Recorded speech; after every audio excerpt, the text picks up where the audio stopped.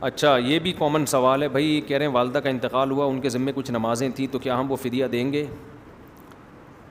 دیکھیں اصولی طور پہ فدیہ واجب تو کسی کے نزدیک بھی نہیں ہے اگر ماں نے وصیت نہیں کی تھی، واجب تو نہیں ہے. یہ تو ہو گیا اصولی جواب.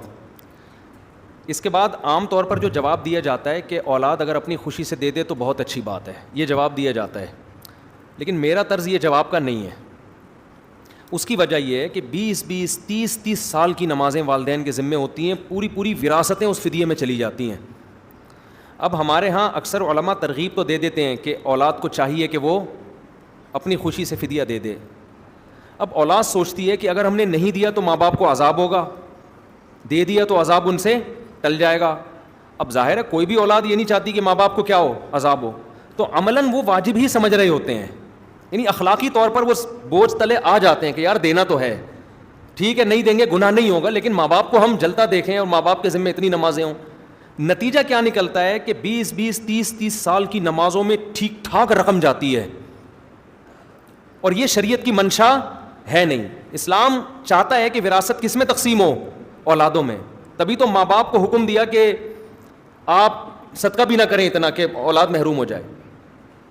تو اس لیے میں جو مسئلہ بیان کرتا ہوں نا وہ یہ بیان اور شرعاً یہ جو نمازوں کا فدیہ ہے نا یہ کوئی حدیث سے ثابت بھی نہیں ہے. یہ تو حضرات فقہاء نے زندگی میں نماز کو روزے پر اس طور پہ قیاس کیا ہے کہ بھائی جب روزے کا فدیہ ہو جاتا ہے تو اللہ سے امید کی جا سکتی ہے کہ نماز کا بھی فدیہ ہو جائے گا. تو ایک تو یہ ویسے قیاس ہے، لیکن یہ ہے زندگی میں کوئی اپنی خوشی سے دینا چاہے، پھر موت کے بعد تو وہ سلسلہ بھی ختم ہو گیا، تو یہ قیاس در قیاس ہو جائے گا.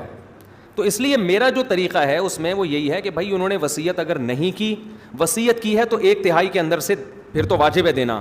اگر وصیت نہیں کی ہے تو اب یہ سلسلہ کیا ہو گیا، ختم. کیونکہ اصل تو یہ تھا کہ اصل تو فدیہ تھا ہی نہیں نمازوں کا، اصل تو توبہ استغفار تھا. وہ نہیں کیا تو اب توبہ استغفار ہی ہے.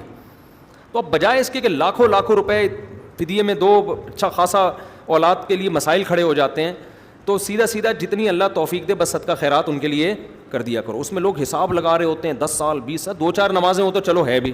اب 20 سال سے لوگ نمازیں نہیں پڑھ رہے تو اولادوں کے تو پھر 2 آدمی کر رہے ہو تو ہم فتویٰ دیں کہ ان کے بچے یہ کام کر لیں. 5% لوگ نمازی ہیں، 95% 30 سال کی نمازیں لے کے جا رہے ہیں، تو کیا 95% لوگ ساری رقمیں صدقوں میں کر دیں گے؟ تو یہ کچھ چیزیں ایسی ہوتی ہیں پریکٹیکل لائف میں، جب آدمی آتا ہے نا تو وہ کہتا ہے یار یہ مارکیٹ میں چلنے والا حساب کتاب نہیں ہے، اس سے لوگ الجھن میں آ رہے ہیں. اگرچہ بہت سے علماء کہتے یہی ہے کہ ترغیب ہے بھائی کر لو، اچھی بات ہے، فرض نہیں ہے لیکن کر لو. میں ترغیب بھی نہیں دیتا کہ بس اب ختم ہو گیا ان کا سلسلہ، انہوں نے توبہ بھی نہیں کی، انہوں نے فدیہ بھی نہیں دیا، تو اب ان کے لیے توبہ ہے، توبہ استغفار کرو. باقی صدقات و خیرات کا دروازہ تو قیامت تک کھلا ہوا ہے. تو بجائے کیلکولیشن کرنے کے نمازیں اتنی تھی، ویسے ہی جتنی توفیق ہوا کرے صدقہ کر دیا کرو اور اللہ سے ان کے لیے استغفار کرو. اگر اللہ نے یہ حکم دیا ہوتا نا کہ نماز اسی وقت ذمے سے ہٹے گی جب تک فدیہ نہیں دیا جائے گا، پھر تو ہم کہتے کہ جب اللہ نے کہہ دیا ہے تو ابا سے نمازوں کو ساخط کرنے کے لیے ہم فدیہ دیں گے. اللہ میاں نے تو ایسا کچھ کہا ہے نہیں. یہ تو ہم محض ایک اللہ کی سے اچھی امید لگا کے کام کر رہے ہیں. تو بس پھر توبہ استغفار اور حسب توفیق صدقہ خیرات کافی ہے، بجائے اس کے کہ آپ اس کی بیٹھ کے کیلکولیشن کریں.